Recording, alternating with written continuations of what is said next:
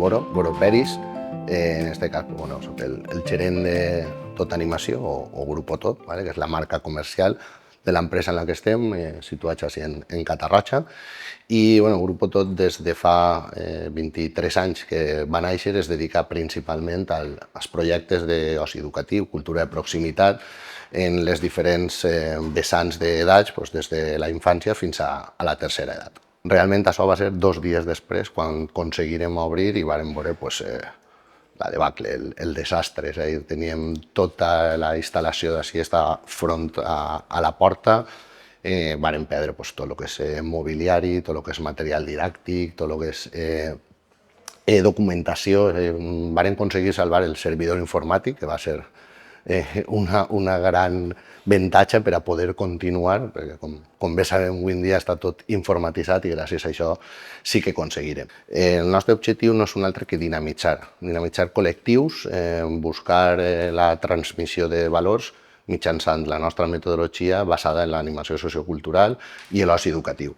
Per allò, aquelles activitats i aquelles coses és buscar-li aquesta part més lúdica en la que transmetre diferents objectius educatius i valors. Treballem des de la infància fins a la tercera edat, com diem, en activitats com poden ser l'oci vacacional, en les vacances de la infància i la joventut, però també en aquest temps lliure de les persones majors, en què treballem diferents activitats d'envelliment actiu o diferents activitats culturals, sempre basat en això, en la cultura de proximitat i en la metodologia de l'animació sociocultural.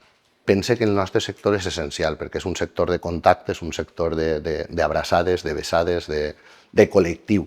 Per tant, crec que és un sector essencial perquè al final el que aconseguim és fer grup, cohesionar a gent i en aquesta cohesió poder tirar endavant en aquelles recuperacions. En aquest cas estem parlant de la gana, però igual que la parlarem en el Covid o com podríem parlar de qualsevol altra situació. A nosaltres ens agrada dir que n'hi ha moltes activitats que canvien la vida a la gent.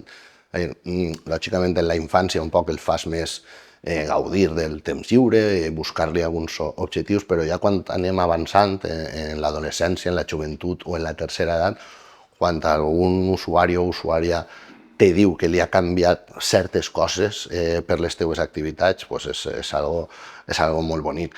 Nosaltres, per exemple, treballem també unes activitats de voluntariat en joventut i gent que ha estat dedicant-se professionalment o a nivell d'estudis a un sector, però quan comença a treballar i a fer de voluntari en aquest sector decideix donar el pas i canviar. Per això a nosaltres és algo molt important, perquè al final el que estàs ficant és aquest granet d'arena teu en la societat d'aconseguir buscar un món més just i buscar que el col·lectiu i el moviment siga més gran.